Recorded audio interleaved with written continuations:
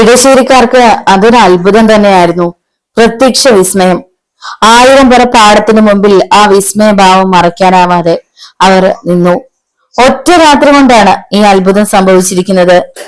1000 പറയിൽ മടവീണ വാർത്ത അറിഞ്ഞപ്പോഴും അത്ഭുതം തോന്നിയിരുന്നു. ഇന്നോളം ആർക്കും ഓർമ്മിക്കാൻ പോലും കഴിയാത്തൊരു സംഭവം. 90 കഴിഞ്ഞ കാരണവന്മാർ പോലും അമ്പരന്നു പോയി. എന്ത് മന്ത്രമായാലും തന്ത്രമായാലും ഇടശ്ശേരി തറവാട്ടുകാർക്ക് ഒരു ദുരന്തം ഉണ്ടാകില്ലെന്ന് എല്ലാവർക്കും അറിയാം.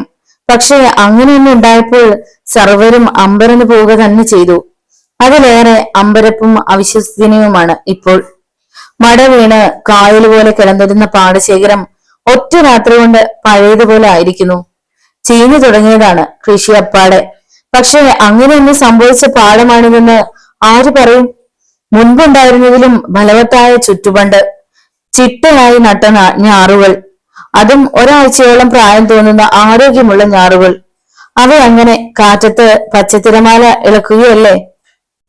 ഇന്നലെ സന്ധ്യയ്ക്കും ഈ പാടം കിടക്കുന്ന കിടപ്പ് കണ്ട് കഷ്ടം തോന്നിയതാണ്. നമ്മുടെ ഗ്രാമത്തിന്റെ തന്നെ കൃഷ്ണമണിയായ പാടമായിരുന്നില്ലേ 1000 പറ. വേലുക്കുറിപ്പാണെങ്കിൽ മരിക്കുകയും ചെയ്തു. പാടം മാത്രമല്ല, ഇടശ്ശേരി ഗ്രാമം തന്നെ അന്യം നിന്നുപോയെന്ന് ഓർത്തതാണ്. പക്ഷെ ഇപ്പോ ഒരു ഗ്രാമീണന്റെ നിഷ്കളങ്ക ഭാഷണമായിരുന്നു അത്. അസൂയ തെല്ലുമില്ലാത്ത ഗ്രാമീണ ഹൃദയം. നന്മ ആർക്കുണ്ടായാലും ആത്മാർത്ഥതയോടെ അഭിനന്ദിക്കുന്നവരുടെ ലോകമാണത്. ഇടശ്ശേരിക്കരയുടെ പ്രത്യേകതയും അതായിരുന്നു. ആർക്കും നന്മയുണ്ടായിക്കോട്ടെ, നന്മ മാത്രം ഉണ്ടാകട്ടെ എന്ന് പ്രാർത്ഥിക്കുന്നവരുടെ ലോകം. അവരിൽ ഒരാൾക്ക് ഒരു ദുരന്തം ഉണ്ടായപ്പോൾ അത് സ്വന്തം അനുഭവമാക്കി മാറ്റാനും പ്രാർത്ഥിക്കാനും അവരൊരുങ്ങിയതും കപടതയെക്കുറിച്ച് അറിയാഞ്ഞിട്ടായിരുന്നു. കുറുപ്പിന്റെ 1000 പറയിൽ വേണ്ടി വന്നാൽ ശ്രമദാനം ചെയ്ത് വീണ്ടും കൃഷിയിറക്കാൻ തയ്യാറായിരിക്കുകയായിരുന്നു അവർ. ഇടശ്ശേരി തറവാടിനുണ്ടായിരുന്ന ചാത്തൻ സേവ എങ്ങനെയോ നഷ്ടപ്പെട്ടെന്നും അതാണ് ദുരന്ത കാരണമെന്നും ആളുകൾ മനസ്സിലാക്കി. ആ മനോവിഷമം കൊണ്ടാണ് വേലുക്കുറുപ്പ് പെട്ടെന്ന് മരിച്ചതെന്നും അവർ വിശ്വസിച്ചു. മരുമകൻ രാഘവൻ ആ തറവാടിനെ രക്ഷിക്കാൻ എന്തുകൊണ്ടോ പ്രാപ്തനല്ലെന്നായിരുന്നു സർവരുടെയും വിശ്വാസം. തറവാട്ടിലെ മറ്റംഗങ്ങളുടെ മാതിരിയൊന്നുമല്ല അവന്റെ പോക്ക്. ചീത്ത സ്വഭാവങ്ങളൊക്കെ ഉണ്ട് താനും. അവനെ അറിയാവുന്നത് കൊണ്ടും ആ തറവാടിനോടുള്ള ബഹുമാനം കൊണ്ടും ആരും പരാതിയുമായി ചെല്ലാറില്ലെന്നേ ഉള്ളൂ. കുറുപ്പിന്റെ കാലശേഷം തറവാടിന് കഷ്ടകാലമേ ഉണ്ടാകൂ എന്ന് അറിയാവുന്നവർ നഷ്ടജാതകം വരെ എഴുതി തള്ളിയിരുന്നതാണ്. വേലുക്കുറുപ്പിന് ശേഷം എടശ്ശേരി തറവാടിന്റെ മാന്ത്രിക പാരമ്പര്യം അസ്തമിക്കുമെന്ന് തന്നെയായിരുന്നു സർവരുടെയും വിശ്വാസം. പക്ഷെ അതെല്ലാം ഒരു രാത്രി ഇരുണ്ടു വെളുത്തപ്പോൾ വെള്ളത്തിൽ വരച്ച വര പോലെ ആയിരിക്കുകയല്ലേ. 100 ദിവസം രാപ്പകൽ അധ്വാനിച്ചാലും 1000 പറവിൽ ഇതുപോലൊരു ചുറ്റുപണ്ട് തീർക്കാനാവില്ല. അത് കഴിഞ്ഞല്ലേ വീണ്ടും കൃഷി ഇറക്കുന്ന പ്രശ്നം തന്നെ ഉണ്ടാകുന്നുള്ളൂ. അത് രണ്ടുമാണ് ഒറ്റയടിക്ക് സാധിച്ചിരിക്കുന്നത്. രാഘവന് കാരണവസ്ഥാനം ലഭിച്ചുവോ? വേലുക്കുറുപ്പിന്റെ പിൻഗാമിയാവാൻ അവന് കഴിഞ്ഞുവോ? ഉവ്വെന്നാണല്ലോ ഈ രംഗം തെളിയിക്കുന്നത്. രാഘവന് സിദ്ധി ലഭിച്ചു എന്ന് മാത്രമല്ല, അത് പൂർണ്ണമായും അവൻ ഉപയോഗപ്പെടുത്തുകയും ചെയ്തിരിക്കുന്നു. ഏതായാലും നന്നായി പിള്ളേ. ഇടശ്ശേരി തറവാട് നശിക്കാതെ കിടക്കട്ടെ. ഒരു തട്ടുകേട് പറ്റിയാൽ ഓടി ചെല്ലാൻ പറ്റുമല്ലോ. രാഘവൻ കുറുപ്പിനെ പോലെ അല്ലെങ്കിലും ആ സ്ഥാനത്തിരിക്കുമ്പോ അങ്ങനെ ആകാതെ പറ്റില്ലല്ലോ. എത്ര നാളത്തേക്കാണെന്ന് കണ്ടറിയണം. അത് പറഞ്ഞ ആളെ പിള്ള ഒന്ന് തിരിഞ്ഞു നോക്കി. പക്ഷെ അയാൾ പെട്ടെന്ന് മുഖം തിരിച്ചു കളഞ്ഞു. ആൾക്കൂട്ടത്തിനിടയ്ക്ക് ഉൾവലിയുകയും ചെയ്തു. വ്യക്തമായി കണ്ടില്ലെങ്കിലും പിള്ളയ്ക്ക് ആളെക്കുറിച്ച് ഒരു ഊഹമുണ്ടായി. ചിലരെങ്കിലും ആ വാക്കുകൾ കേട്ടിരിക്കുന്നു. സാരമില്ല, ഇപ്പൊ മുങ്ങിയാലും അവൻ എന്തെങ്കിലും നമ്മുടെ മുന്നിൽ പൊങ്ങാതിരിക്കില്ല. അല്ലെങ്കിലും വരത്തമാർക്ക് വായിൽ തോന്നുന്നത് എന്തും പറയാമെന്നായിരിക്കുന്നു. പറയുന്നത് സൂക്ഷിച്ചാകുന്നത് പറയുന്നവർക്ക് തന്നെ നന്ന്. രാഘവന്റെ ചെവിയിലെങ്ങും എത്താതിരിക്കുന്നത് അതിലേറെ നന്ന്. ഏതായാലും നമുക്കൊന്ന് ഇടശ്ശേരി വരെ പോകാം. പുതിയ കാരണവരെ കാണുകയുമാകാം. കുറുപ്പിന്റെ ശേഷക്കാരൻ കുറുപ്പിനെ പോലെ ആണോന്ന് അറിയുകയും ചെയ്യാമല്ലോ. പൊതുവെ സ്വീകാര്യമായൊരു നിർദ്ദേശം. കുറെ പേർ ഇടശ്ശേരി തറവാട്ടിലേക്ക് നീങ്ങി. ഉമ്മറത്തെ ചാരുകസേരയിൽ രാഘവൻ ലാഘവത്തോടെ ചാരിക്കിടന്നു. വായിലൂറിയ മുറുക്കാനൂറ് ആയാസരഹിതമായി മുറ്റത്തേക്ക് തുപ്പി. തറവാട്ടുകാരനവരുടെ കസേരയിൽ ആദ്യം ഇരിക്കുകയാണവൻ. അതെ, മാന്ത്രികനായ കാരണവർക്ക് മാത്രം ഇരിക്കാൻ അനുവാദമുള്ള ചാരുകസേര. അതും ഒരധികാര സ്ഥാനമാണ്. എത്ര തലമുതിർന്ന അംഗങ്ങൾ തറവാട്ടിലുണ്ടെങ്കിലും പ്രായത്തിനിടയതാണെങ്കിൽ പോലും മാന്ത്രികൻ ഇരിക്കേണ്ട പാരമ്പര്യ കസേരയാണത്. ഈ ചാരുകസേരയിൽ ഇരിക്കുമ്പോൾ തന്റെ പദവി 100 മടങ്ങ് കൂടി ഉയർന്നതായി രാഘവന് തോന്നി. ഒക്കെ ഒരു യോഗമാണ്. ഏറെ പരീക്ഷിച്ചതിനു ശേഷമാണ് ചാത്തൻ സ്വാമി തനിക്ക് ദർശനം നൽകിയത്. അതും ശബ്ദം കൊണ്ട് മാത്രം. രൂപം ദർശിക്കാൻ അടുത്ത കറുത്ത പക്ഷം വരെ തനിക്ക് ഇനിയും കാത്തിരിക്കണം. എന്നാലും പരിഭവമില്ല. തറവാട്ടിൽ ഈ കസേരയിൽ ഇരിക്കാൻ സ്വാമി തന്നെ പ്രാപ്തനാക്കിയല്ലോ. തറവാടിനെ കൈവിട്ടു എന്ന് തന്നെ കരുതിപ്പോയ ഒരു നിമിഷാർദ്ധത്തിലാണ് ആ ശബ്ദാനുഗ്രഹം ഉണ്ടായത്. കാതോർത്താൽ മാത്രം കേൾക്കാൻ കഴിയുന്നത്ര നേർത്ത ശബ്ദമായിരുന്നു അത്. അതോ കാവിൽ തന്നെ മന്ത്രിച്ചതോ? നിന്റെ കർമ്മങ്ങളിൽ ഞാൻ സന്തുഷ്ടമാണ്. പക്ഷെ എന്നെ നിനക്കിപ്പോൾ കാണാൻ കഴിയില്ല. എന്നെ ബന്ധനത്തിലാക്കിയിരിക്കുകയല്ലേ. നിലവറയിൽ ചീനഭരണിയിൽ അടച്ചു പൂട്ടപ്പെട്ട അവസ്ഥയിലാണ് ഞാൻ. ഭരണി പൊട്ടിച്ച് പുറത്തിറങ്ങാൻ വയ്യ. പുറത്തേക്കുള്ള പഴുതുകളെല്ലാം ഹനുമാന്റെ ചൈതന്യം ആവാഹിച്ച് അടച്ച് സ്ഥാപിച്ചിരിക്കുകയാണ്. പുറത്തിറങ്ങിയാൽ ഹനുമാൻ എന്നെ വകവരുത്തും. പക്ഷെ നിനക്കെന്നെ രക്ഷിക്കാൻ കഴിയും. അതിനുള്ള മന്ത്രങ്ങൾ തറവാട്ടിലെ ഗ്രന്ഥങ്ങളിലുണ്ട്. നീ അത് കണ്ടെത്തുക. അടുത്ത കറുത്ത പക്ഷത്തിലെ കറുത്ത വാവിൽ നാൾ നിനക്കെന്നെ മോചിപ്പിക്കാൻ കഴിയും. അന്ന് നിനക്ക് ഞാൻ പ്രത്യക്ഷനാകും. ശരീരം കൊണ്ടല്ലാതെ മനസ്സുകൊണ്ടുള്ള സഹായങ്ങളെല്ലാം എന്നിൽ നിന്നുണ്ടാകും. ആ വാക്കുകളുടെ ആകർഷണീയതയിൽ കുതിർന്ന് കുളിരോടെ നിൽക്കുകയായിരുന്നു രാഘവൻ. സൂക്ഷിച്ചിരുന്നോളൂ. നിനക്കൊരു ശത്രു ഉണ്ടായിരിക്കുന്നു, പ്രബലനായ ശത്രു. അയാൾക്ക് എന്നെ പോലെ മറ്റൊരു മൂർത്തിയെ പോരാ, എന്നെ തന്നെ വേണം. അത് നിന്റെ തറവാടിനോടുള്ള പക തീർക്കാനാണ്. ഇടശ്ശേരി തറവാട് അന്യം നിന്ന് പോകാനാണ്. പക്ഷേ ഞാൻ വഴിപ്പെടില്ല. ഇപ്പോഴിപ്പോൾ വഴിപ്പെടണമെന്നൊന്നുമില്ല. എന്നെ സ്ഥിരമായി അവിടെ പാർപ്പിച്ചാൽ ഞാൻ നിങ്ങൾക്കുണ്ടാവില്ലല്ലോ. അത്രയുമായാലും അയാൾക്ക് തൃപ്തിയായി. ആരാണ് അയാളെന്നും രാഘവന്റെ ചെവിയിൽ മന്ത്രിച്ചു. അവനൊന്ന് ഞെട്ടി. ആലോചനകളുടെ അതിരിൽ നിന്ന ഒരാൾ. ഞങ്ങളുടെ കൃഷിയിടം, കൃഷി എല്ലാം പോയി. ചാത്തൻ സ്വാമിയോട് എങ്ങനെയാണ് കാര്യങ്ങൾ അറിയിക്കേണ്ടതെന്ന് അവൻ അറിഞ്ഞുകൂടായിരുന്നു. പ്രത്യക്ഷമായാൽ ആദ്യമേ പറയാൻ ഉദ്ദേശിച്ചത് തന്നെ പറഞ്ഞു. എന്നെ അയാൾ ബന്ധനത്തിലാക്കിയ രാത്രിയിലാണ് 1000 പറയിൽ മഴ വീണത്. ആട്ടെ, അതോർത്ത് നീ ഖേദിക്കണ്ട. നാളത്തേക്ക് എല്ലാം ശരിയാവും. കുറച്ചു നേരം കൂടിയേ ചാത്തൻ സ്വാമിയുടെ ശബ്ദം കേൾക്കാൻ കഴിഞ്ഞുള്ളൂ. ഉപാസനാമൂർത്തി അപ്രത്യക്ഷനായി കഴിഞ്ഞുവെന്ന് രാഘവന് മനസ്സിലായി. ആ മണ്ഡപത്തിൽ നിന്നൊന്ന് തുള്ളിച്ചാടണമെന്ന് അവന് തോന്നി. തന്റെ പ്രയത്നത്തിന് ഫലമുണ്ടായിരിക്കുന്നു. തന്റെ മന്ത്രത്തിന് സിദ്ധി ലഭിച്ചിരിക്കുന്നു. താൻ ഇടശ്ശേരി തറവാട്ടിലെ മാന്ത്രികനായിരിക്കുന്നു. കുതൂഹലം കൊള്ളുന്ന മനസ്സടക്കി ഏകാഗ്രമാക്കി ഒരു വട്ടം കൂടി സ്തുതിമന്ത്രം ചൊല്ലി പന്തങ്ങൾ കെടുത്തി. തറയിൽ കിടന്ന കരിങ്കോഴിയുടെ ജഡം ദൂരേക്ക് എറിയാൻ എടുത്ത രാഘവൻ അമ്പരന്ന് പോയി. ചാത്തൻ കോഴിയുടെ ശരീരത്തിന് തീരെ ഭാരമുണ്ടായിരുന്നില്ല. ഒരു തുള്ളി രക്തം അതിന്റെ ശരീരത്തിൽ അപ്പോൾ ഇല്ലെന്ന് അവൻ അറിഞ്ഞു. തറയിൽ വീണ ചോരപ്പാടുകളും അപ്രത്യക്ഷമായിരിക്കുന്നു. നിവേദ്യപാത്രങ്ങൾ സകലതും ശൂന്യമായി കഴിഞ്ഞിരിക്കുന്നു. അതും ശുഭലക്ഷണമാണ്. ആദ്യത്തെ നിവേദ്യം തന്നെ ചാത്തൻ സ്വാമി പൂർണ്ണമായും സ്വീകരിക്കുക എന്ന് വെച്ചാൽ ഉപാസകനിൽ സംപ്രീതനായിരിക്കുന്നു എന്നാണ് അർത്ഥം.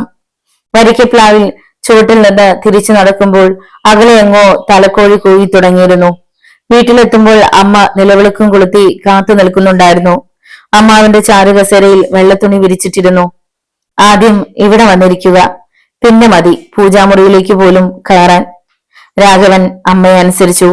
ഗൗരിക്കുട്ടി പ്ലാവിൻ ചോട് നോക്കി തൊഴുതു നിൽക്കുകയാണ്. ആ കണ്ണുകളിൽ ആനന്ദാശ്രുക്കൾ. സ്വാമി, എന്റെ മകനെ കാത്തുകൊള്ളണമേ. തന്റെ മകൻ മാതൃകനായതിൽ ഗൗരിക്കുട്ടിക്ക് വല്ലാത്ത അഭിമാനമുണ്ടായി. ഒരുപക്ഷെ അവനിത് ഒരു 2ാം ജന്മമായാലോ. ഓപ്പ മരിച്ചതിനു ശേഷം രാഘവനുണ്ടായ മാറ്റം ശ്രദ്ധിച്ചുകൊണ്ടാണ് അവർ കഴിഞ്ഞത്. തറവാടിന്റെ അന്തസ് മകന്റെ കാലത്ത് പൂർവാധികം ഭംഗിയായിരിക്കണമെന്ന് പ്രാർത്ഥിച്ചു. ചാരുകസേരയിൽ മതി മറന്നിരുന്ന രാഘവന്റെ സമീപത്തേക്ക് ഗൗരിക്കുട്ടി ചെന്നു. രാഘവ, ആരൊക്കെയോ നിന്നെ കാണാൻ വന്നിരിക്കുന്നു. അവർ പടിപ്പുരയിൽ നിൽക്കുന്നു. നീ അങ്ങോട്ട് ഇറങ്ങിച്ചെല്ല്. രാഘവൻ തല തിരിച്ച് അമ്മയെ ഒന്ന് നോക്കി. അവന്റെ ചുണ്ടിന്റെ ഒരു കോണിൽ മാത്രം പുഞ്ചിരി. അങ്ങനെ പടിപ്പുരയിൽ വരുന്നവരെയൊക്കെ കാണാൻ കൂടെ കൂടെ അങ്ങോട്ട് ഇറങ്ങിച്ചെല്ലാൻ ഒക്കുമോ അമ്മേ? ആരാന്ന് വെച്ചാ അവരോട് ഇങ്ങോട്ട് വരാൻ പറയും. എന്നെ കാണാൻ വരുന്നവർ ഇവിടെ ഞാൻ ഇരിക്കുന്നിടത്ത് വന്ന് കണ്ടാ മതി. ഗൗരിക്കുട്ടി ഒന്ന് നടുങ്ങി. അത്ഭുതഭാവത്തിൽ അവർ മകനെ ഒന്ന് നോക്കി. അവൻ തന്നെയാണോ അത് പറഞ്ഞതെന്നൊരു സംശയം. വേലുയമ്മാവൻ അങ്ങനെ ആയിരുന്നില്ലല്ലോ രാഘവ. രാഘവൻ തലകുലുക്കി. പിന്നെ ഒന്ന് ചിരിച്ചു. അമ്മാവന് കുടുമയുണ്ടായിരുന്നു, എനിക്ക് അതില്ലല്ലോ അമ്മേ. മകൻ പറഞ്ഞ വാക്കുകളുടെ അർത്ഥവ്യാപ്തി അറിഞ്ഞ് ആ മാതൃഹൃദയം പിടഞ്ഞു. ചാത്തൻ സ്വാമി, നീ തന്നെ തുണ. അവരുടെ മിഴികൾ നിറഞ്ഞു. തന്റെ മനക്കോട്ടകളെല്ലാം മണൽക്കൊട്ടാരം പോലെ ഇടിഞ്ഞു വീഴാൻ പോവുകയാണോ? ഗൗരിക്കുട്ടി വല്ലാത്തൊരു വേവലാതിയോടെ നിന്നു. തന്റെ സ്വപ്നങ്ങളെല്ലാം ഇതാ ഈ ഒറ്റ നിമിഷം കൊണ്ട് ഇടിഞ്ഞു പൊളിഞ്ഞു വീഴുകയാണെന്ന് ഗൗരിക്കുട്ടി മനസ്താപപ്പെട്ടു. കണക്കുകൂട്ടലുകളെല്ലാം അടിമുടി പിഴച്ചു പോയിരിക്കുന്നു. ആദ്യം കാണുന്ന ഭാവത്തോടെ അവർ മകനെ ഉറ്റുനോക്കി നിന്നു. രാഘവന് യാതൊരു കുലുക്കവുമില്ല. ആസ്വദതയോടെ മുറുക്കാനും ചവച്ച് സസുഖം ചാരിക്കിടക്കുകയാണ് അവൻ. മോനെ, നിന്നെ കാണാനാണ് അവർ എത്തിയത്. ഒരുപക്ഷെ വിവരങ്ങൾ അറിഞ്ഞ് ആ സന്തോഷം അറിയിക്കാൻ വന്നതാവും. ഒന്ന് ചെന്ന് കണ്ടേക്കൂ. അങ്ങോട്ട് ഇറങ്ങിച്ചെന്നെന്ന് കരുതി തറവാട്ടുകാരനവരുടെ പദവി തെല്ലും കുറയാൻ പോണില്ല, മറിച്ച് അത് ഉയരുകയുള്ളൂ. ഇതുവരെ ഈ തറവാട്ടിലെ കാരണവന്മാരെല്ലാം അതിഥികളെ ബഹുമാനിച്ചിട്ടേ ഉള്ളൂ. നീയായിട്ട് എന്റെ മോനെ അത് കുറച്ചുകൂടി ഉയർത്തുകയാണ് വേണ്ടത്. ഗൗരിക്കുട്ടിയുടെ ശബ്ദം ഇടറിയിരുന്നു. രാഘവൻ അത് കേട്ടതായി ഭാവിച്ചില്ല. അമ്മ മറുപടി അറിയിക്കുന്നില്ല എന്നാണ് അവൻ ചിന്തിച്ചത്. പ്രായമായവർ അങ്ങനെ പലതും പറയും. അതൊക്കെ ഒരു ചെവിയിൽ കൂടി കേട്ട് മറു ചെവിയെ പുറത്തു വിട്ടേക്കണം. അനുസരിക്കാൻ എന്നാ അതിനെ നേരം കാണൂ. വല്ലവരുടെയും ചരട് വിളിക്ക് അനുസ്യൂതൻ പാവയാകാൻ ഏതായാലും തന്നെ കിട്ടില്ല. ഒരു തറവാട്ടു മാതൃകന്റെ കർമ്മങ്ങളും ഉപാസനകളും എങ്ങനെ ആയിരിക്കണമെന്ന് കുടുംബചരിത്രത്തിലുള്ള അയാൾ മറ്റുള്ളവരോട് ഇന്ന വിധത്തിലെ പെരുമാറൂ എന്ന് പറഞ്ഞിട്ടില്ല. പെരുമാറ്റം തികച്ചും ഒരു വ്യക്തിയിൽ മാത്രം അധിഷ്ഠിതമാണ്. അങ്ങനെ ആയിരിക്കണമെന്ന വിശ്വാസക്കാരനുമാണ് താൻ. അതിൽ ബഹുമാനക്കുറവിന്റെയോ മറ്റെന്തിന്റെങ്കിലുമോ പ്രശ്നങ്ങളൊന്നുമില്ല. ഗൗരിക്കുട്ടിയുടെ മനസ്സ് വല്ലാതെ നൊന്തു. അവരുടെ മനസ്സിൽ വല്യമ്മാവിന്റെയും വേലുവപ്പയുടെയും മുഖം തെളിഞ്ഞു വന്നു. എന്തൊക്കെ കൃത്യാന്തര ബാഹുല്യങ്ങൾക്കിടയിലായാൽ പോലും പടിപ്പുരയിൽ ഒരാളെത്തിയെന്നറിഞ്ഞ അവർ അതൊക്കെ മാറ്റിവെച്ച് അങ്ങോട്ട് ഇറങ്ങിച്ചെല്ലും. തങ്ങൾക്ക് വേണ്ടി ഒരാളും, അതൊരു പിച്ചക്കാരനാണെങ്കിൽ കൂടി, ഒരു നിമിഷമെങ്കിലും കൂടുതൽ കാത്തു നിൽക്കാൻ പാടില്ല എന്നതായിരുന്നു അവരുടെ മതം. അതിന്റെ കാരണവും ഒരിക്കൽ വ്യക്തമാക്കി തന്നത് ഇപ്പോഴും നല്ലതുപോലെ ഓർക്കുന്നു. ഓപ്പ് തന്നെയാണ് ഒരിക്കൽ പറഞ്ഞു തന്നത്. മാന്ത്രികൻ എന്ന ബഹുമതി ഇല്ലെങ്കിൽ പോലും ഒരു ഗൃഹസ്ഥൻ കൃത്യമായും പാലിക്കേണ്ട ചില നിയമങ്ങളൊക്കെ ഉണ്ട്. ഏതൊരുവന്റെ ഗൃഹത്തിൽ നിന്ന് ഒരതിഥി ഇച്ഛാഭംഗത്തോടെ മടങ്ങിപ്പോകുന്നുവോ ആ അതിഥി തന്റെ പാപങ്ങൾ ഗൃഹനാഥന് കൊടുത്തിട്ട് അവന്റെ സുഹൃതം എടുത്തുകൊണ്ടാണ് പോകുന്നത്. അതിഥിയെ അപമാനിക്കുക, അതിഥിയോട് അഹങ്കാരത്തോടു കൂടിയോ കാപട്യത്തോടു കൂടിയോ പെരുമാറുക, അതിഥിക്ക് കൊടുത്ത ശേഷം പശ്ചാത്തപിക്കുക, അതിഥിയെ തടയുകയോ ശകാരിക്കുകയോ ചെയ്യുക, ഇതൊന്നും ഗൃഹസ്ഥന് ഉചിതമല്ല. അതായത് ഒരു ഗൃഹസ്ഥൻ ഗൃഹസ്ഥാശ്രമത്തിന്റെ പരമമായ ധർമ്മത്തെ വേണ്ടുവിധം അനുഷ്ഠിച്ചാൽ മാത്രമേ അവൻ സകല ബന്ധങ്ങളിൽ നിന്നും വേർപെട്ട് ഉത്തമമായൊരു ലോകത്തെത്തിച്ചേരൂ.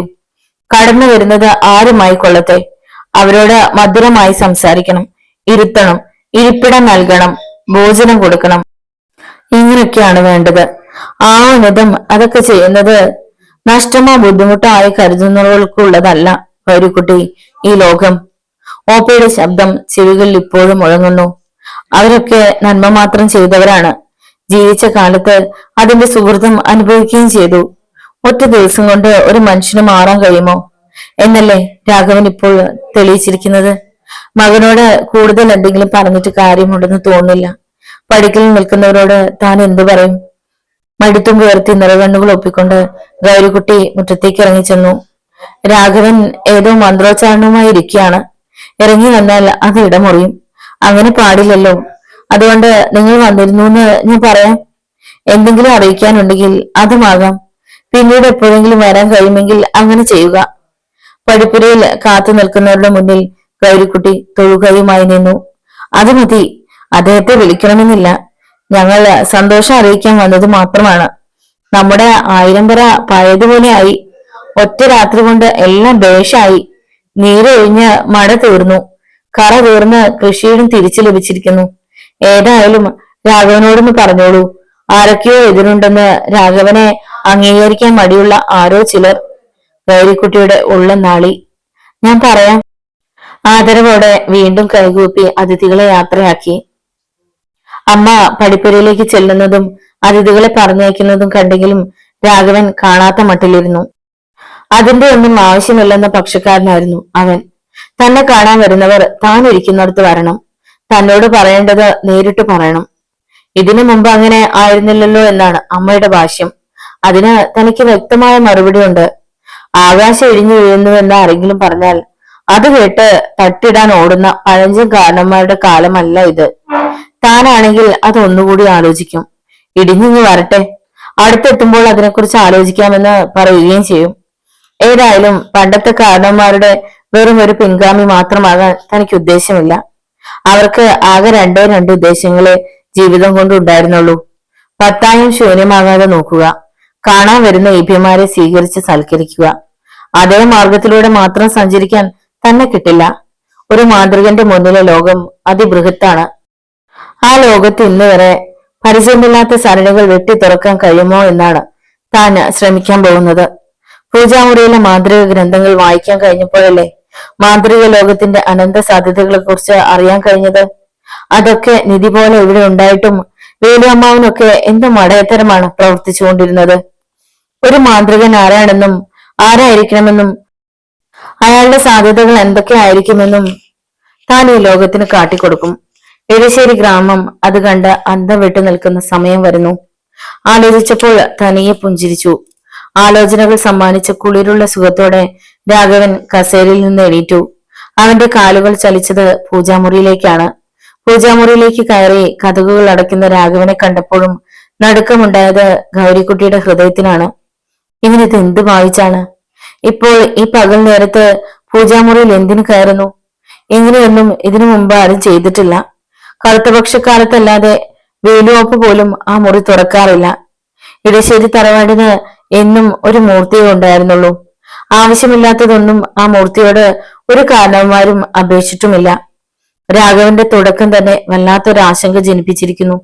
അത് അപകടമാണെന്ന് മനസ്സ് പറയുകയും ചെയ്യുന്നു. തുടക്കത്തിൽ തന്നെ അവനെ നിയന്ത്രിക്കേണ്ടതുണ്ട്. വരട്ടെ, എന്താണ് നീക്കമെന്ന് ഇനിയും വ്യക്തമാകാനുണ്ട്. കരുതലോടെയും സൂക്ഷിച്ചും കാര്യങ്ങൾ കൊണ്ടുപോയാൽ അതിന്റെ ഗുണം അവന് തന്നെയാണ്. പടിപ്പുരയിൽ എത്തിയവർ പറഞ്ഞ വാക്കുകൾ ഇപ്പോഴും മനസ്സിലുണ്ട്. ആരോ ചിലർ രാഘവനെ എതിർത്തു പറഞ്ഞുവെന്ന്, എതിരാളികളുണ്ടെന്ന്. അതും ആദ്യത്തെ സംഭവമാണ്. ഇന്ന് വരെ ഇടശ്ശേരി തറവാട്ടിലെ കാരണവന്മാർക്ക് ശത്രുക്കൾ ഉണ്ടായിരുന്നില്ല. ശത്രുത എന്തെന്ന് അവർക്കും അറിയുമായിരുന്നു. ഇപ്പോൾ ഇവന്റെ കാലത്ത് അതുമായി. കളികാലം എന്നേ പറയേണ്ടു. ഇനി എന്തെല്ലാം കാണേണ്ടി വരും എന്റെ ഭരദേവതയെ. താൻ ആശങ്കപ്പെടുന്നത് പോലൊന്നും സംഭവിക്കരുത് എന്ന് അവർ മനം നൊന്ത് പ്രാർത്ഥിച്ചു. ഒരേ ഒരു മകനാണ്. മകളുള്ളത് അച്ഛന്റെ വീട്ടിൽ. അത് തന്റെ വിധി. അക്കാര്യമൊന്നും ഇപ്പോൾ ആലോചിക്കുകയരുത്. മകനിലൂടെ കുടുംബം അന്യം നിന്ന് പോകരുതെന്നേ താൻ ആഗ്രഹിച്ചുള്ളൂ. മാന്ത്രികനായാലും വിവാഹമാകാം. ചാത്തൻ സ്വാമിക്ക് ബ്രഹ്മചാരികളെ മാത്രമേ തൃപ്തിയാകൂ എന്നില്ല. വേലുഅമ്മാവൻ ഒരു കല്യാണത്തിന് തയ്യാറാവാത്തതിന് പിന്നിൽ വേറെ കാരണവുമുണ്ടല്ലോ. മാന്ത്രികസ്ഥാനം ലഭിച്ചതുകൊണ്ട് എക്കാലവും അവിവാഹിതനായി തുടരാനൊന്നും ഏതായാലും രാഘവൻ തയ്യാറാവില്ലെന്ന് തീർച്ചയുണ്ട്. അതിനു മുമ്പ് തന്നെ അക്കാര്യത്തിൽ ഒട്ടും അവൻ മോശമായിരുന്നില്ല. തറവാട് ഇതായതുകൊണ്ട് ആരും പരാതിയും കൊണ്ട് വന്നില്ലെന്ന് മാത്രം. ചിലതെല്ലാം ഓപ്പയുടെ ചെവിയിൽ എത്തിയതുമാണ്. എന്തോ അതൊരു വലിയ കാര്യമായി ഓപ്പ എടുക്കാതിരുന്നത് കൊണ്ട് അലോഹ്യം ഒഴിവായി. തന്റെ പിന്തുടർച്ചക്കാരനായി ഓപ്പ അന്ന് രാഘവനെ നിശ്ചയിച്ചിരുന്നു എന്ന് തീർച്ച. അക്കാര്യം തന്നോട് സൂചിപ്പിക്കുകയും ചെയ്തിട്ടുണ്ട്. തനിക്കും സന്തോഷമേ ഉണ്ടായിരുന്നുള്ളൂ. ഇതുവരെ എല്ലാം ഓപ്പയുടെ ആഗ്രഹം പോലെ നടന്നു. ഇനിയോ രാഘവന് അവന്റേതായ കണക്കുകൾ മാത്രമേ ഉണ്ടായിരുന്നുള്ളൂ. ആ കണക്കുകൾ മാത്രമേ ശരിയാവൂ എന്നും ആരുടെയും ഉപദേശം കേൾക്കുന്നത് അവന് ഇഷ്ടമായിരുന്നില്ല. ലോകത്തുള്ള സർവരും മറ്റുള്ളവരുടെ ഉപദേശം കേട്ട് പുലർന്നിരുന്നെങ്കിൽ ഈ ലോകം അയോധ്യപുരിയായി പോയേനെ. സർവരും ശ്രീരാമന്മാരോ ഹരിശ്ചന്ദ്രന്മാരോ ആയനെ. രാമൻ മാത്രം വസിക്കുന്ന ഒരു രാജ്യത്തെക്കുറിച്ച് രാഘവന് മതിപ്പില്ല. രാവണനും വേണം. എങ്കിലേ യുദ്ധമുണ്ടാകൂ. യുദ്ധമുണ്ടായാലേ വെട്ടിപ്പിടിക്കാൻ പറ്റൂ. അങ്ങനെ വെട്ടിപ്പിടിച്ച് അനുഭവിക്കുന്നതിലാണ് അവന് സംതൃപ്തി, സുഖം. പൂജാമുറിയിൽ ഒറ്റത്തിരി വിളക്ക് കൊളുത്തി. പുലർച്ചെ പ്ലാവിൻ ചുവട്ടിൽ നിന്ന് തിരിച്ചു വന്ന ഉടനെ കുറിച്ചു വെച്ച ഓലക്കഷ്ണം കയ്യിലെടുത്ത് അതിൽ കുറിച്ചിരുന്ന പേര് ഒരിക്കലൊന്ന് മന്ത്രിച്ചു. ചാത്തൻ സ്വാമി തന്റെ ചെവിയിൽ ഓതിയ നാമം, തന്റെ ഉപാസനാമൂർത്തിയെ ബന്ധനസ്ഥനാക്കിയ തന്റെ ശത്രുവിന്റെ പേര്, വലിയ വീട്ടിൽ കുറുപ്പ്. വലിയ വീട്ടിൽ പാർത്തിട്ടും വലിയ മനസ്സുണ്ടാകാതെ പോയ മന്ദബുദ്ധി കുറുപ്പ്. പതുങ്ങിയിരുന്നു കൊണ്ടുള്ള അയാളുടെ നീക്കങ്ങൾ ഇതിനായിരുന്നു. അമ്മാവന്റെ മുന്നിലുള്ള അയാളുടെ വിനയപ്രകടനം കണ്ടപ്പോഴേ സംശയം തോന്നിയതാണ്. എതിർത്തൊന്നും പറയാതിരുന്നത് അയാളുടെ മകളെ ഓർത്തു മാത്രമായിരുന്നു. അയാളാണോ തന്റെ ഉപാസനാമൂർത്തിയെ തടവിലാക്കിയത്? ശരി, കുറുപ്പിനെ ഔദ്യോഗികമായി തന്നെ ഒന്ന് കണ്ടുകളയാം. ഇടശ്ശേരി തറവാട്ടിലെ മാന്ത്രികനായ കാരണവരായി തന്നെ. ആ കൂടിക്കാഴ്ച അയാൾക്ക് ജീവിതത്തിൽ ഒരിക്കലും മറക്കാൻ കഴിയാത്ത ഒരോർമ്മ ആയിരിക്കുകയും വേണം. അതിന് രാഘവൻ കണ്ടെത്തി മാർഗം. വലിയ വീട്ടിൽ കുറുപ്പ് കുലുങ്ങി കുലുങ്ങി ചിരിച്ചു. അടുത്തു നിന്നിരുന്ന ആശ്രിതർ ആ ചിരി അതിൻ്റെതായ അർത്ഥത്തിൽ തന്നെ ഉൾക്കൊണ്ടു അവരും അടക്കി ചിരിച്ചു. എല്ലാം ഉണ്ടായിട്ടും ഒന്നുമില്ലെന്ന് കേട്ടിട്ടേ ഉള്ളൂ. ഇപ്പോഴത് നേരിട്ട് കാണാൻ കഴിഞ്ഞില്ലേ? ഇതാണോ ഞാൻ എന്നും പറയാറുള്ളത്, ചേരയ്ക്കൊരു കാലം ചെട്ടിക്കൊരു കാലെന്ന്. ഒരു കുന്നിനൊരു കുഴി ഉണ്ടായേ തീരൂ. അതാണ് പ്രകൃതി നിയമം. നമ്മൾ ആരും നിരൂപിച്ച ആ നിമിഷം മാറ്റി എഴുതാനാവില്ല. ഇത്രയും കാലം ഇടശ്ശേരിക്കാരനവർ സുഖിച്ചു. ഇനിയുള്ള കാലം വലിയ വീട്ടിൽ കുറുപ്പെന്ന് സുഖിക്കട്ടോ. ഇതൊക്കെ ഒരു കുടുംബക്കാർക്ക് മാത്രം എന്നേക്കും പറഞ്ഞിട്ടുള്ളതൊന്നുമല്ലല്ലോ. അത് നേരാങ്ങുന്നേ. എല്ലാ കാലവും ഒരാള് മാത്രം അങ്ങനെ ആനപ്പുറത്തിരിക്കുന്നത് കാണാനും ഒരു ശീലില്ല. ഇനി കുറെ കാലം നിലത്തിറങ്ങി നടക്കട്ടെ ആന നടന്ന വഴിയെ.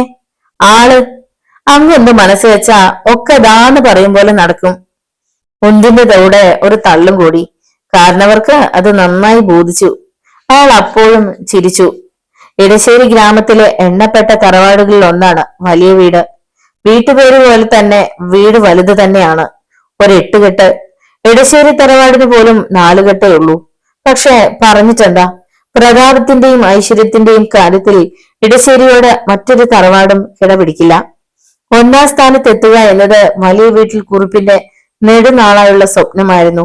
അടിമുടി സമൃദ്ധിയാണ്, അറിയപ്പെടുന്ന തറവാടുമാണ്. എന്നാലും അത് ഇടശ്ശേരിക്ക് താഴെയാണെന്നൊരു ഇച്ഛാഭംഗം. അച്ഛന്റെ കാലം മുതൽ 1ാം സ്ഥാനത്തിന് വേണ്ടി ശ്രമിക്കുന്നതാണ്. പക്ഷെ അത് കാണാൻ ഭാഗ്യമുണ്ടാകാതെ വലിയ കുറുപ്പ് അദ്ദേഹം അന്തരിച്ചു. അച്ഛൻ പലപ്പോഴും തന്നോട് പറയാറുണ്ടായിരുന്നത് ഇടയ്ക്കൊക്കെ അദ്ദേഹം ഓർമ്മിക്കും. ഒറ്റ ദുഃഖമേ ഉള്ളൂ മോനെ, നമുക്ക് ഈ നാട്ടിൽ ഒന്നാമനാകാൻ കഴിഞ്ഞിട്ടില്ല. ചാത്തൻ സേവ കൊണ്ടാണ് ഇടശ്ശേരിക്കാരനവർ എക്കാലത്തും ഒന്നാമതായി നിൽക്കുന്നതെന്ന് അറിയാഞ്ഞിട്ടുമല്ല. ശ്രമിച്ചാൽ അത് നമുക്കും നേടാനേ ഉള്ളൂ. ഈ വയസ്സുകാലത്ത് ഇനി എനിക്ക് അതിനുള്ള കെൽപ്പില്ല. നിന്റെ കാലത്ത് നീ ശ്രമിച്ചു നോക്ക്. കുറെ മാതൃക ഗ്രന്ഥങ്ങളൊക്കെ ഞാനും ശേഖരിച്ചു വെച്ചിട്ടുണ്ട്. അതൊക്കെ നോക്കിയിട്ട് എനിക്കൊരു അന്തവും കിട്ടുന്നില്ല. നീ നോക്ക്, നിന്റെ കാലത്തെങ്കിലും നമ്മുടെ വലിയ വീട് ഈ ഗ്രാമത്തിൽ 1ാമത്തെ തറവാടാകണം. അത് പക്ഷെ ഏറ്റുമുട്ടലോ രക്തച്ചൊരിച്ചിലോ കൂടാതെ ആകണം താനും. പിടിച്ചു നേടുന്നതൊന്നും ഒരാൾക്കും ഭൂഷണമല്ല, ശാശ്വതവുമല്ല. അല്ലാതെ സ്വയം നേടിയെടുക്കണം, തനിയെ വന്നു ചേരണം. പണം കൊടുത്തു നേടുന്നതും തനിയെ ആയി തീരുന്നതും രണ്ടാണ്. തനിയെ എങ്ങനെ ആയിത്തീരുമെന്ന് നീ ശ്രമിക്ക. നിന്നോട് പറഞ്ഞിട്ട് പോകാനും എനിക്ക് അത് മാത്രമേ ഉള്ളൂ. ഇന്നും ഓർക്കുന്നു, മരിക്കുന്നതിന് തൊട്ടു മുമ്പും അച്ഛൻ തന്നോട് അത് മാത്രമേ പറഞ്ഞുള്ളൂ. അച്ഛന്റെ അന്ത്യവാക്കും അത് തന്നെയായിരുന്നു. അന്നു മുതലുള്ള ശ്രമമാണ്. അച്ഛൻ മരിക്കുമ്പോൾ തനിക്ക് 20 പ്രായം. ഇപ്പോൾ 52 നടപ്പ്. കഴിഞ്ഞ 32 കൊല്ലം ഒന്നിനു വേണ്ടി തന്നെ ശ്രമിച്ചതിന്റെ ഫലം ഇപ്പോഴാണ് ലഭിക്കുന്നത്. വലിയ സിദ്ധികളൊന്നും ലഭിച്ചില്ലെങ്കിലും സിദ്ധിയുള്ളവന്റെ മൂർത്തിയെ കുടത്തിലടയ്ക്കാൻ കഴിഞ്ഞു. അല്ലെങ്കിലും അതിനു വേണ്ടിയുള്ള ശ്രമങ്ങളെ താൻ നടത്തിയിട്ടുള്ളൂവല്ലോ. മാന്ത്രികനായിട്ട് അത് കൊണ്ടു നടക്കാനൊന്നും തനിക്ക് ഉദ്ദേശമില്ല, താല്പര്യവുമില്ല. ഉള്ളവന്റെ മന്ത്രസിദ്ധി ഇല്ലാതാക്കണം, അവൻ അതുകൊണ്ട് നേടരുത്. അത് മാത്രമേ ഉദ്ദേശമുണ്ടായിരുന്നുള്ളൂ. അതുള്ളത് കൊണ്ടാണല്ലോ അവൻ ആകാശം മുട്ടി നിൽക്കുന്നത്. സിദ്ധി ചോരുമ്പോൾ ശക്തിയും ചോരും. അതിനപ്പുറം ഒരു ഉദ്ദേശവുമില്ല. നിലത്ത് നിന്ന് നേർക്കുനേരെ മത്സരിക്കട്ടെ. പണ്ട് കുരുക്ഷേത്രത്തിൽ നടന്നതുപോലെ ഒരാൾ തേരിലും അപരൻ തറയിലും നിന്ന് തുള്ളട്ടെ. ആദ്യം തന്നെ എതിരാളിയുടെ തേര് തകർക്കുകയാണ് വേണ്ടത്. അത് താൻ സാധിച്ചു. ഇടശ്ശേരി വേലുവിന്റെ തേരായിരുന്നു കുട്ടിച്ചാത്തൻ. തേവരും അത് തന്നെ. ആ തേവർക്ക് താൻ അർഹമായ സ്ഥാനം കൊടുത്തിട്ടുണ്ട്. അറയിലെ ചീനഭരണി, കുടത്തിൽ കിടന്ന ഭൂതത്തെ പോലെ ഇത്തിരി കൂടി വലിയ കുടത്തിൽ കുട്ടിച്ചാത്തൻ. അത്രേ ഉള്ളൂ. ഒന്ന് രണ്ട് നൂറ്റാണ്ടുകാലം ഇടശ്ശേരിക്കാർക്ക് വേണ്ടി കഷ്ടപ്പെട്ടതല്ലേ? താനായിട്ട് ആ കുട്ടിത്തേവാങ്കിനെ കഷ്ടപ്പെടുത്തുന്നില്ല. സുഖമായി സുന്ദരമായി വിശ്രമിക്കട്ടെ. ഇരുട്ടിന്റെ നിറമുള്ള അവൻ ഇരുട്ടുകുടത്തിൽ കിടക്കട്ടെ. ഒന്നോ രണ്ടോ നൂറ്റാണ്ട് മതി. പിന്നെ അന്നത്തെ തറവാട്ടു നായകനായി അവന്റെ പാടായി. എന്നാലും മുട്ടോളം ഉയരമുള്ള ഈ കുട്ടിച്ചാത്തനാണ് ഇത്രയും കാലവും ഇടശ്ശേരിക്കാർക്ക് വാരിക്കോരി കൊടുത്തതെന്ന് വിശ്വസിക്കാൻ പ്രയാസം. അച്ഛന് പണ്ട് ഇടശ്ശേരിക്കാരോട് ഉള്ളുകൊണ്ടത്ര അടുപ്പമില്ലെന്ന് അറിയാമായിരുന്നു. ആ അടുപ്പക്കുറവ് കൊണ്ടായിരിക്കണമല്ലോ തന്റെ ഓപ്പോളെ ഇഷ്ടമായിരുന്നിട്ടും വേലുക്കുറിപ്പിന് സംബന്ധം ചെയ്തു കൊടുക്കാതിരുന്നത്. ഒന്നാം തരം ജാതകമായിരുന്നെന്ന് കേട്ടിട്ടുണ്ട്. പക്ഷെ ആലോചന വന്നപ്പോൾ അച്ഛൻ ഓപ്പോളുടെ ജാതകം മാറ്റി എഴുതിച്ചുവെന്നാണ് കേട്ടിട്ടുള്ളത്. ആ കൃത്രിമ ജാതകമാണത്രേ കുറിപ്പിന്റെ വീട്ടുകാരെ കാണിച്ചത്. കാലപ്പഴക്കം തോന്നാൻ ജാതക ബുക്ക് പുക പിടിപ്പിക്കുകയോ മറ്റോ ചെയ്തു അത്രേ. ആ ജാതകപ്രകാരം ഓപ്പോളെ വേലു സംബന്ധം ചെയ്തിരുന്നെങ്കിൽ 90 തികയും മുമ്പ് ഓപ്പോൾക്ക് സിദ്ധി കൂടുമായിരുന്നത്രേ. ബന്ധുബലവും തറവാട്ടു മഹിമയും ഇല്ലാഞ്ഞിട്ടല്ല, നിങ്ങളുമായി ഒരു ബന്ധത്വം ഉണ്ടാക്കാൻ താല്പര്യമില്ലാഞ്ഞിട്ടുമല്ല. വേലുവിന് മാധവിക്കുട്ടിയെ കൊടുത്തിട്ട് അറിഞ്ഞുകൊണ്ട് അവളെ കൊല്ലണോ കുറുപ്പേ എന്ന് അച്ഛൻ വേലുവിന്റെ അച്ഛനോട് ചോദിച്ചു അത്രേ. അദ്ദേഹം ഒരക്ഷരം മറുപടി പറയാതെ പടിയിറങ്ങി എന്നാണ് അറിഞ്ഞിട്ടുള്ളത്. ഓപ്പോൾ ഒരുപാട് കരഞ്ഞു. മരിക്കാനാണേലും വേലുച്ചേട്ടന്റെ കൂടെ കഴിഞ്ഞോളാമെന്ന് ഓപ്പോൾ അച്ഛന്റെ കാല് പിടിച്ച് കരഞ്ഞു. ഒരു ദിവസമേ ഉള്ളുവെങ്കിലും താൻ അതുകൊണ്ട് തൃപ്തിപ്പെട്ടുകൊള്ളാമെന്ന്. പക്ഷെ അച്ഛൻ അണുവിടെ വ്യതിചലിച്ചില്ല. വേലുവിന് മാധവിക്കുട്ടിയെ കൊടുക്കില്ലെന്ന് അച്ഛന് വല്ലാത്തൊരു പിടിവാശി തന്നെ ആയിരുന്നു. അവർ തമ്മിൽ ലോഹ്യത്തിലാണെന്ന് അച്ഛനെ അറിയുകയും ചെയ്യാമായിരുന്നു. ഒരു പക്ഷെ അച്ഛനും കൂടി അറിഞ്ഞ് അവർക്ക് അടുക്കാൻ അവസരം ഉണ്ടാക്കി കൊടുക്കുകയും ചെയ്തിട്ടുണ്ട്. ആ ജാതകങ്ങൾ തമ്മിൽ ദീർഘ പൊരുത്തമുണ്ടായിരുന്നു. ഏതു തരം ക്രൂര ചിന്തയാണ് അച്ഛനെ ഭരിക്കുന്നതെന്ന് തനിക്ക് ഇന്നും പിടികിട്ടുന്നില്ല.